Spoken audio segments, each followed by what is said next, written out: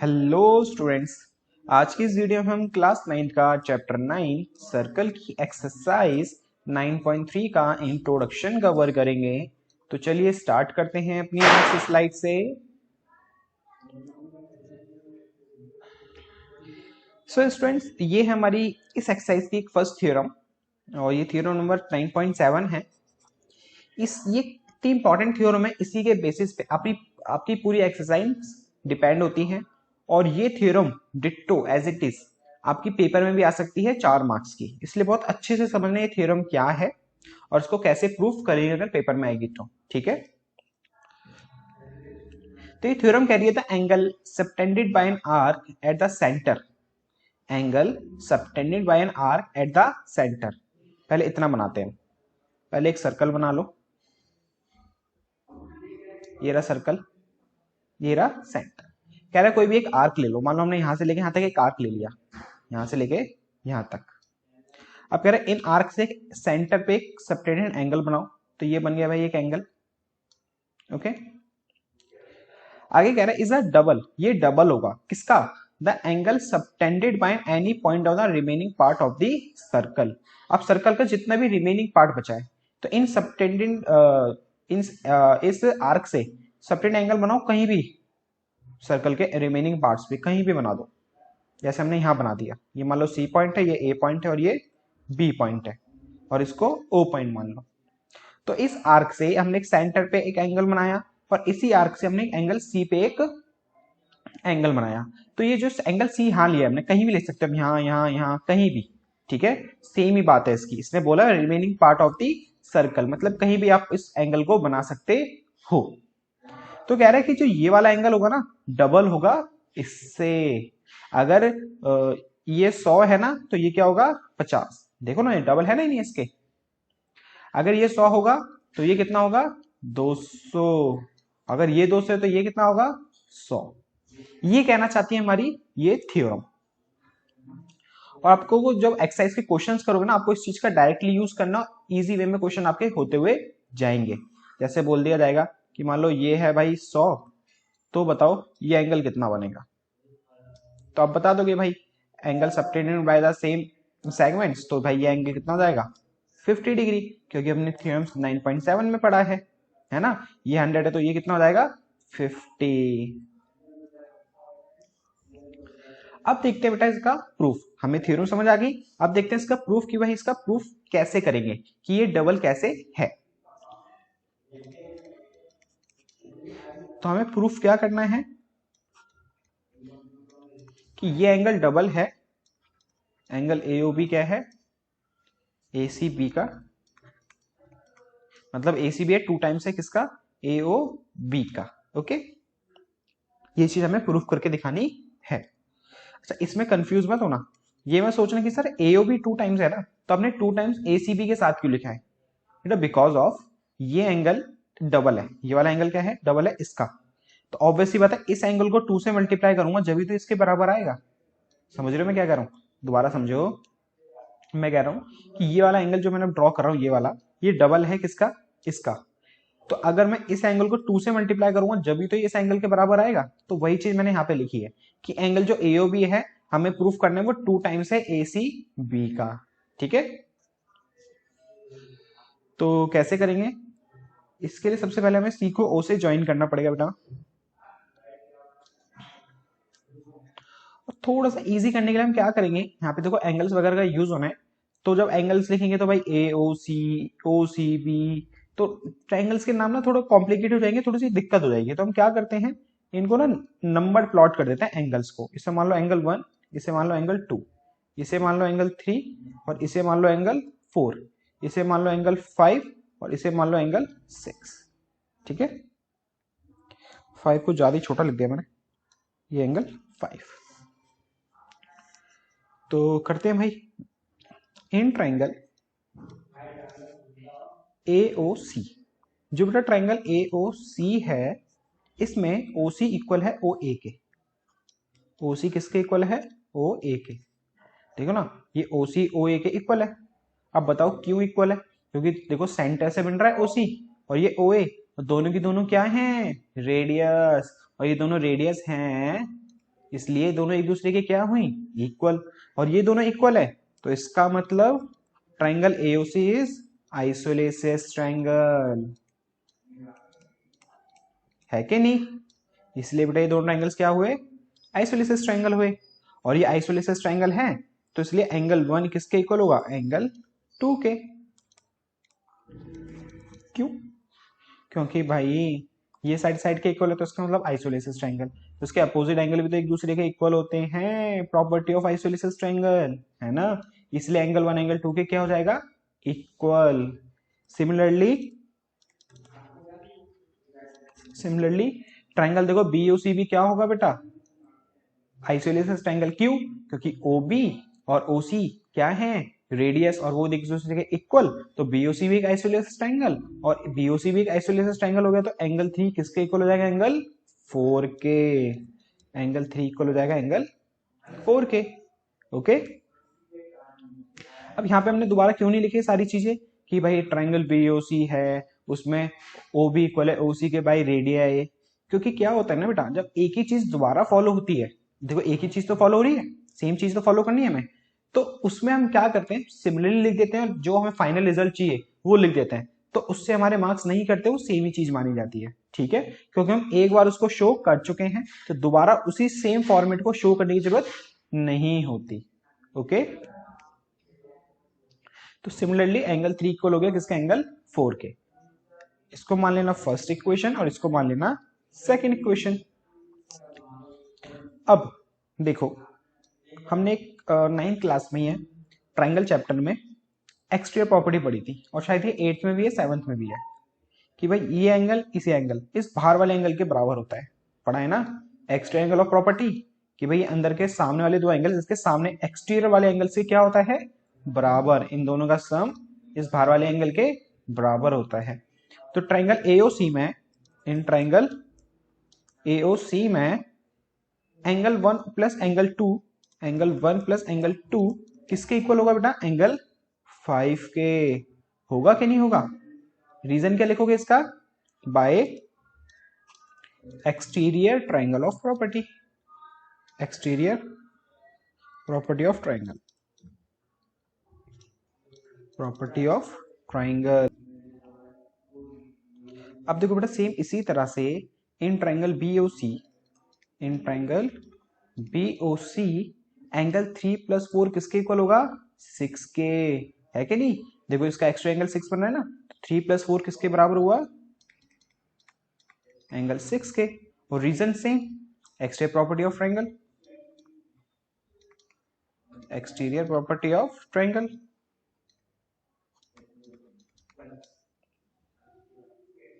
Okay,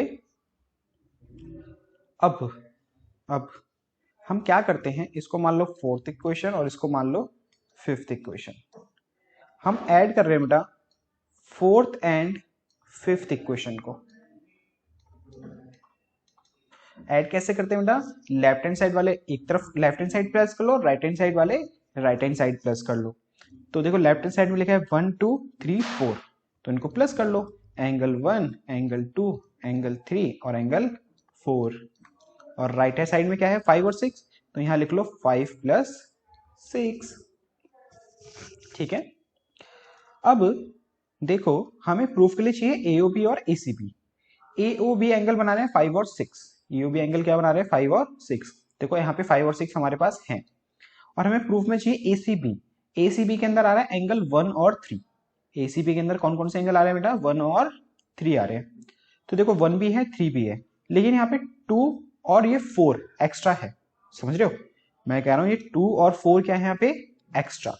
अब यहां से इसको हटाना है या इसको 1 और 3 में कन्वर्ट करना है, तो 1 और 3 में कन्वर्ट हो जाएगा, पता है क्यों, क्योंकि 2 किसके इक्वल है पहली क्वेश्चन में देखो 1 के, और 4 किसके इक्वल है 3 के, है कि नहीं। तो क्या करेंगे, एंगल 1 को एंगल 1 रहने दो, एंगल 2 किसके इक्वल है एंगल 1 के, तो उसको एंगल 1 लिख दो, एंगल 3 को एंगल 3 रहने दो, और एंगल 4 को एंगल 3 लिख दो। हमने 1 और 3 में ही चेंज क्यों करा है पता है ना, बिकॉज ऑफ हमें चाहिए एंगल एसीबी, और एसीबी मिलके बना रहा है 1 और 3 एंगल से, है ना, इसलिए हमने सबको 1 और 3 में कन्वर्ट करा है। और ये इक्वल में लिखा है एंगल 5 प्लस एंगल 6, और यहाँ पे 3 डॉट डाल के लिख देना कि भाई एंगल 2 जो है इक्वल है किसके, एंगल 1 के, और एंगल 3 जो है इक्वल है एंगल 4 के। इसलिए यहाँ पे हमने ये चेंजेस हुए हैं। एंगल 1 और एंगल 1 2 टाइम्स एंगल 1, एंगल 3 और एंगल 3 2 टाइम्स एंगल 3, और इक्वल में एंगल 5 प्लस एंगल 6। यहां से देखो 2 कॉमन आ रहा है तो 2 कॉमन ले लो, ब्रैकेट में बचेगा एंगल 1 प्लस एंगल 3 इक्वल में एंगल 5 प्लस एंगल 6। तो देखो angle 1 plus angle 3, angle 1 plus angle 3 कौन सा एंगल मिलके बना रहे हैं, A C B, 2 times of A C B हो गया ये। और एंगल 5 और 6 कौन सा एंगल मिलके बना रहे हैं, ए ओ बी, तो इसकी जगह लिख दो ए ओ बी। और गौर से देखो भाई यही तो प्रूफ करना था, है कि नहीं। तो ये हो गया हमारा इसका प्रूफ। अच्छे से समझ लो इसको, दोबारा रिपीट करके देख लो, समझना है तो कोई डाउट हो तो कमेंट में आके पूछ लो, लेकिन अच्छे से कर लो बेटा, 4 मार्क्स पक्के हैं आपके इसके। और अगर ये थ्योरम भी नहीं से हमारे, देखो पहले तो थ्योरम 4 मार्क्स की आएगी ये पूरी थ्योरम, और बेसिक इसका याद रखना कि ये इसका क्या होता है हाफ और ये इसका क्या होता है डबल, क्योंकि इसी के बेसिस पे हम एक्सरसाइज के क्वेश्चंस भी करेंगे। ओके, अब देखते हैं बेटा अपना नेक्स्ट थ्योरम। कह रहा है angle in the same segment of a circles are equal. Okay, बहुत इजी है। कह रहा है कि बेटा देखो ये एक सर्कल है, ये एक सेगमेंट है, ठीक है। कह रहा है इस सेगमेंट से अब जितने भी रिमेनिंग पार्ट ऑफ सर्कल्स है ना, यहाँ पे कहीं भी आप एक एंगल बना लो दोनों सेगमेंट पॉइंट के सेगमेंट ऑफ पॉइंट से मिलके, यहाँ बना लो, यहाँ बना लो, यहाँ बना लो, तो भाई वो सारे के सारे एंगल्स एक दूसरे के क्या होंगे, इक्वल होंगे। इस चीज को याद रखना। समझ में आया क्या बोल रहा हूँ।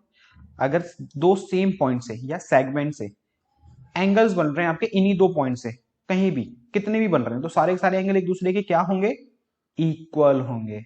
ओके, ऐसा क्यों, देखो अभी हमने थ्योरम पढ़ी कि ये एंगल डबल होता है इसका, और ये जो एंगल बनाते हैं जो रिमेनिंग पार्ट वो कहीं भी बन सकता है, क्या हो सकता है, कहीं भी बन सकता है ना। तो भाई अभी मान लो हमने ये एंगल यहां बना दिया, अभी भी ये इसका हाफ है। अगर हमने यहां बना दिया, अभी भी ये इसका हाफ है। अगर ये 100 है, थोड़ा साफ फिगर बना के समझाते हैं आपको। मान लो ये एंगल 100 है, ठीक है, तो भाई ये एंगल कितना बनेगा हमारी थ्योरम के हिसाब से 50। अगर मैं यहां ना बनाता और मैं यहां बनाता तो भी कितना बनता 50। अगर मैं यहां ना बनाता यहां बनाता तो भी कितना बनता बेटा 50। इसीलिए सेम सेगमेंट से या दो सेम आर्क के पॉइंट से जितने भी हम सर्कल पे एंगल बनाएंगे, लेकिन याद रखना सर्कल को टच होने चाहिए। ऐसे नहीं है कि वो बीच में कहीं भी कहीं बन जाए ना, वो सर्कल को टच होने चाहिए, ठीक है।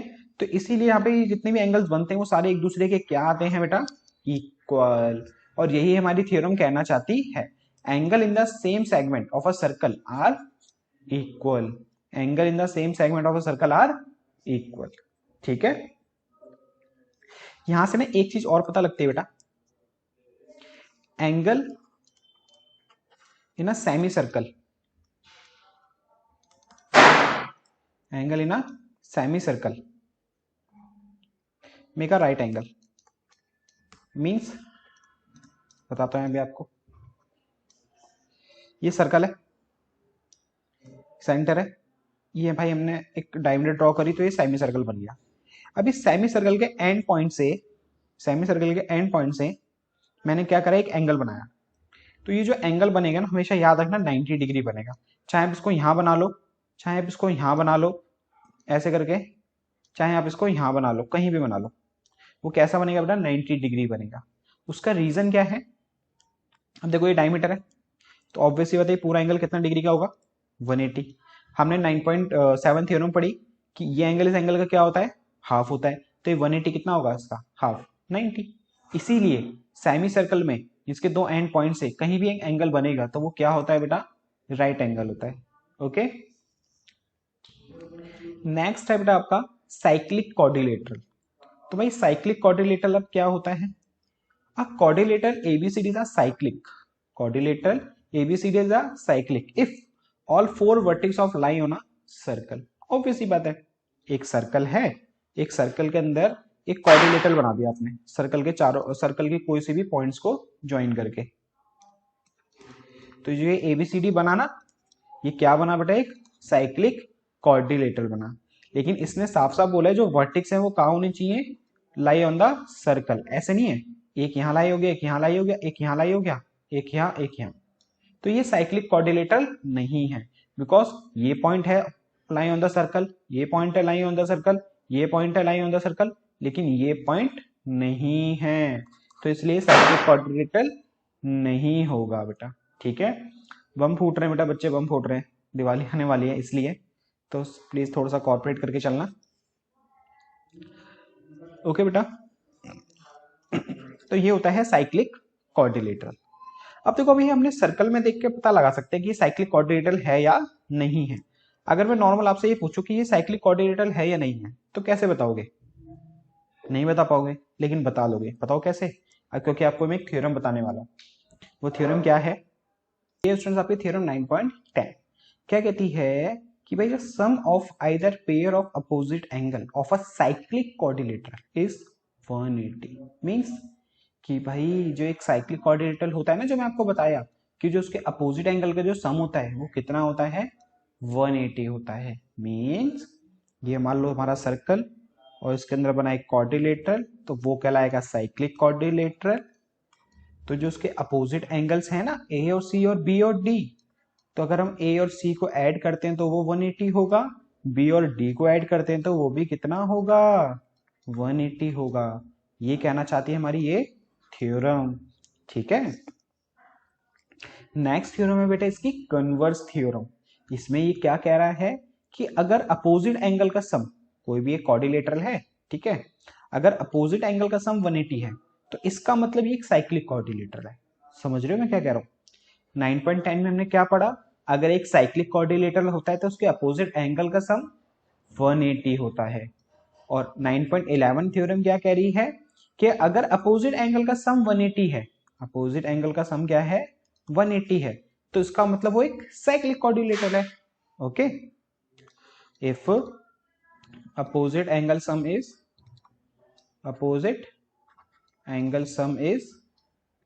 180 means angle A plus angle C equal to 180 और B plus D equal to 180। तो क्या होगा बेटा? सो ABCD is cyclic। ओके, इसी के साथ बेटा हमारा इस एक्सरसाइज का इंट्रोडक्शन होता है कंप्लीट। अब मिलते हैं आपसे नेक्स्ट वीडियो में, वहां करेंगे हम इस एक्सरसाइज के क्वेश्चंस।